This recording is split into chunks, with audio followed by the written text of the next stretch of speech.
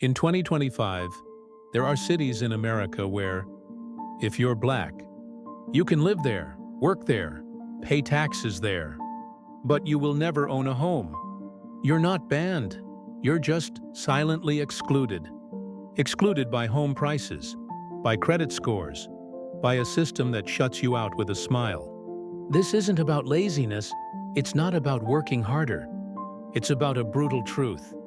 The American dream is collapsing and black families are being locked out first. Think it can't happen to you? Watch this video all the way to the end, because you might be next. Top 1 Buffalo, New York. Buffalo 2025. No war, no natural disaster. But if you're black, you're being pushed out of this city silently, day by day. Think you can buy a home here? Don't count on it in Buffalo. A black person can work their entire life and still not afford a down payment.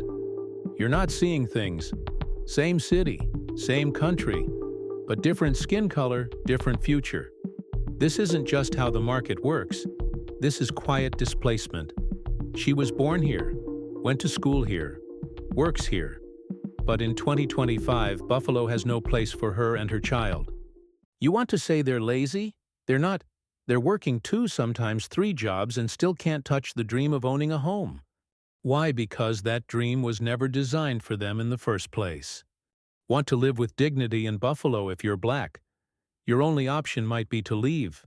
Head to Montgomery, Jackson, San Antonio. Places where $100,000 still buys a home and a little respect. Buffalo won't shoot you. Buffalo won't arrest you. Buffalo will just suffocate you with housing prices. And if you stay silent, you might be the next one pushed out of the place you once called home. Is this the fault of the poor, or the fault of a system built to exclude them? Drop your thoughts in the comments.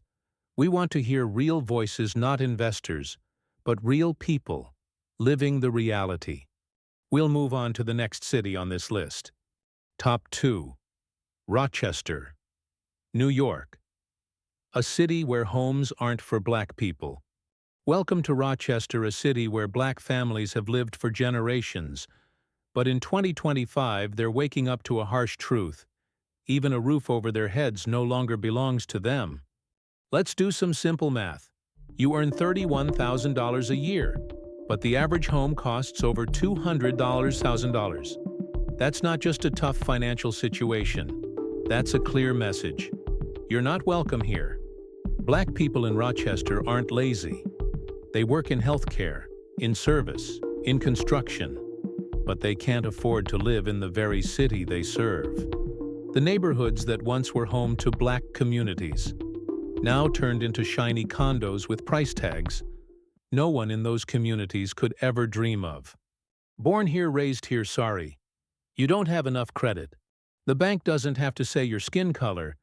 They just look at your debt-to-income ratio, and the result: white buyers get the homes, black families get pushed out. Do you know what's truly heartbreaking? It's not just losing your home. It's having to teach your kids that this is normal. With that same income, a black family could buy a home in other cities, Little Rock, Jackson, Mobile, places where you don't have to prove you deserve a home. Rochester is growing, but not for everyone. And when a city grows while pushing out the very people who built it, that's not growth. That's progress built on someone else's sacrifice. Top 3. Syracuse, New York, where owning a home is just a dream for black residents. Syracuse, a city known for its cold weather. But in 2025, it's even colder when it comes to giving black people a shot at owning a home. This is no longer a place for the working poor, especially if your skin is brown. A black person in Syracuse would have to work 35 years without spending a dime just to afford a modest home. Meanwhile, a white resident in the same city, they could do it in less than half that time. Let's be real. The new neighborhoods popping up here aren't for them. They watch old homes being torn down, only to be replaced by $300,000 condos. And they're never invited inside unless it's to clean. Gentrification in Syracuse didn't arrive like a flood. It crept in like a slow, silent hunger. One day, you look around and realize you're the last black person left on the block. They didn't leave because they wanted to. They left because the same city that taught their kids to believe in the American dream taught them they'd never be allowed to live it. On $34,000 a year, you can live better in places like Little Rock, Montgomery, or Mobile, where you're seen not as a burden, but as a neighbor. Syracuse might grow, it might expand, home prices might soar, but if you're raising housing prices, without raising opportunity for the poor and for black families, you're not building a better city. You're building exclusion. Top 4, Hartford. Connecticut, a home for who? This is Hartford, the capital of Connecticut, home of insurance giants, high-powered lawyers, and condos worth hundreds of thousands. But in 2025, Hartford is asking a very clear question. Who gets to live here? With an income around $48,000, black residents in Hartford are nearly shut out of home ownership. A basic house now costs over $300,000, and prices keep rising. Even renting has become a financial nightmare. City officials say, "We're building more housing." But let's be honest, that housing isn't for you. It's for newcomers with fat wallets and flawless credit scores. In Hartford, you see schools closing, old homes torn down. But black neighborhoods, they're not being improved. They're being erased. Family by family, people are pushed out. No gunshots, no headlines, just quiet removal. They don't leave because they want to. They leave because Hartford no longer keeps its promise that everyone deserves a fair shot. If your household makes under $50K, you might be better off in Erie, Pennsylvania, Birmingham, Alabama, or Augusta, Georgia, places where you don't have to prove your worth just to have a place to live. Hartford won't shoot you. It doesn't need to. It'll just raise the prices, make it impossible to stay. And if you're black, it's not a coincidence anymore. It's a calculated strategy of removal. Top 5. Indianapolis, Indiana. A lifetime of work. Still no home. They call it the crossroads of America, where all roads meet. But for black residents, every road seems to lead to just one place. No home of your own. You make $43,000 a year. Sounds decent until you're paying $1,500 a month just to rent a place that doesn't leak or get shot up. Want to buy a house? Try waiting 25 years if you can survive that long. He works night shifts. She works mornings. But a home still out of reach. Because every year, home prices go up while wages stay frozen, like they were stuck in the Jim Crow era. Black people in Indianapolis don't lack jobs. They lack real opportunity. What they're denied is the right to live in the very city they helped build. Neighborhoods that once thrived with black families, now replaced with designer townhomes, organic cafes, and newcomers from out of state. But where are the people who used to live there? Pushed to the outskirts, crammed into overcrowded housing, or gone entirely. If you're black and making under $50K a year in Indianapolis, here's the truth. This city was not built for you to stay. You can live your whole life here, work every day, pay taxes, obey the law, vote. But when it's finally time to buy a home for your kids, Indianapolis tells you, no thanks. And if that doesn't make you angry, maybe you don't realize just how much has been taken from you. Top 6. Philadelphia, Pennsylvania. A city of history, but no longer a home. Philadelphia, the birthplace of America, once known as the city of brotherly love. But in 2025, if you're black and trying to buy a home here, don't expect brotherly love to help you with a down payment. You live in Philly, you work every day, but you don't live in your home. You rent, and every year, the landlord raises the price. You try to buy, but the bank says no. Not because you're drowning in debt, but because you're black. This used to be your grandfather's block. The whole street, black families. Now it's rented to tourists, while his grandchildren are forced out to the suburbs. In Philly, they call it urban renewal, but black residents call it what it really is: eviction without notice. You're not kicked out. You just can't afford next month's rent. They say if you work hard, you'll get a home. But in Philly, black effort is valued less than white property. Yes, housing prices are high in Philadelphia, but your worth, they've priced that low. So why stay? If you can't build your future here, maybe it's time to take that future somewhere else. Philadelphia may be the birthplace of the Constitution, but for black families, it's never really been a place that protects the right to a home. You don't have to live in a city that celebrates its past while denying you a place in its present. Top 7. Providence, Rhode Island. Small, beautiful, and out of reach for black residents. Providence, a charming little city on the East Coast, European-style architecture, prestigious schools, and neighborhoods where black people simply aren't welcome anymore. Why? Because in Providence, home prices are rising faster than you can pick up overtime shifts. You make $45,000 a year, but the average home costs over $350,000. That means if you don't eat out, don't get sick, and don't spend a dime, you'll still need 8 years just to save for a down payment. And by then, the price of that house will have jumped another $100,000. Providence says it's revitalizing, but what that really means is replacing black residents with white transplants from Boston and New York. Growth here means money flows in, and whole communities get pushed out. Black people in Providence are servers, bus drivers, teachers, but they don't qualify to live near the jobs they do every day. Because in this city, housing is priced not by merit, but by race. They're not running away.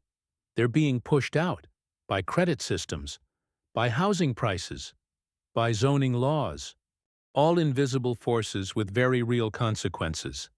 If you're black in Providence in 2025, here's the hard truth.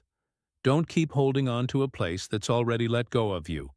Take your hopes and your children somewhere that offers a future, not just a pretty past that was never meant for you. Providence, its name means divine guidance. But in 2025, if you're black, you don't need a miracle. You just need a home with a lock and your name on the deed. Top 8. Charlotte, North Carolina. Skyrocketing growth, and black residents pushed out. Charlotte, the fastest growing city in the southeastern U.S. Finance giants are moving in. Real estate is booming. The economy is exploding. But one group is being left behind, and left behind hardest: black residents. Wages can't keep up with home prices.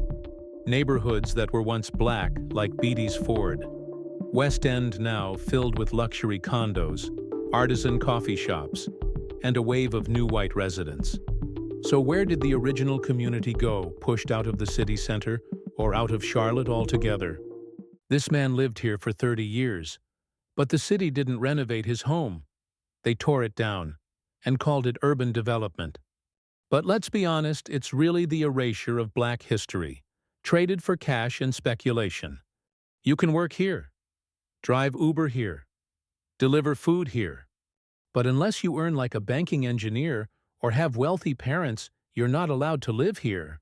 Economic growth means nothing if you're only allowed to watch it through a glass window. Charlotte doesn't have to tell you that you're not welcome. They just raise the rent and you'll get the message. Black families are scattering like a balloon squeezed too tightly. But the question is, where can they go? What city is still affordable enough for a black family to start over? Charlotte once stood as a symbol of black progress in the South. But in 2025, if you're not making at least $70,000 a year, there's no room for you in this city's dream. And if anyone still believes America is the land of opportunity, they should ask a black resident of Charlotte how that feels. Top 9. Kansas City, Missouri, a city that cut off the black dream. Kansas City, once a hub of jazz, culture, and black resilience. But in 2025, that music no longer plays freely. Instead, it's the sound of doors closing on those who aren't rich enough or white enough. Kansas City is being revitalized, but not for everyone. Home prices keep climbing, but for Black residents, the standard of living stuck like a Confederate statue that never got taken down. You've got a steady income, but steady doesn't make you worthy of buying a home anymore. 18th and Vine was once the heart of Black culture in Kansas City. Now it's just another construction site. The families who lived here now listed as long-term displaced. The heritage bulldozed. The community pushed out. Black people in Kansas City once owned homes, once built communities, but year after year, policy after policy, they lost blocks, then homes, and now, even their sense of belonging. They're not taking a vacation. They're leaving, because the city chose someone else to replace them. Someone with a better credit score, parents who can help with a down payment, a skin color that fits the redevelopment plan. Kansas City is no longer an option for Black residents working as bus drivers, security guards, warehouse staff. They're not lazy. They're just not counted in the city's vision for growth. Don't let your legacy become just a framed photo in a museum. Black people deserve to live in the places they helped build, not be erased by rising property values. Top 10. Richmond, Virginia. A city that took down chains, but still holds Black residents back. Richmond, once the capital of the Confederacy, a hub of the slave trade, a place that once bound Black bodies in chains. In 2025, the chains are gone, but financial shackles have never been tighter. You thought Richmond had changed when the statues came down, but what has really changed? If Black families still can't afford to own a piece of the ground beneath their feet, they say, we're rebuilding the city. But how do you rebuild a community if Black people can't even afford to stay in it? The streets that once echoed with hip-hop, laughter from front porches, kids calling out for their moms now lined with Airbnbs and bright white boutiques. Black people still work in Richmond's hospitals, schools, and post offices, but they're forced to live 20 to 30 minutes outside the city, because housing in the city center is now out of reach. That house where you held birthdays, funerals, Thanksgiving dinners. Now it's an Instagram check-in spot for tourists. The history wasn't demolished. It was sold for $325,000. If you're Black in Richmond today, you're forced to choose between staying and spending 60% of your income on rent or leaving, just to hold on to a sliver of financial freedom. And that raises the question, what does freedom even mean if you can't live in the very city that once stole it from your ancestors? Richmond may have taken down its monuments, but if it doesn't rebuild housing justice, history is repeating itself, only this time, without the chains. 100 years ago, Black families were banned from owning homes. In 2025, they simply can't afford to dream of it. Every time a Black family is priced out of a neighborhood, a piece of history is erased. Every home they can't afford is another locked door to a future they helped build. This isn't just a housing crisis, it's a justice crisis. And if we don't speak up, these cities will keep growing without the very people who built them. Have you lived this story? Has your neighborhood changed? Without you in it? Leave a comment, share this video. Because silence is how this system wins.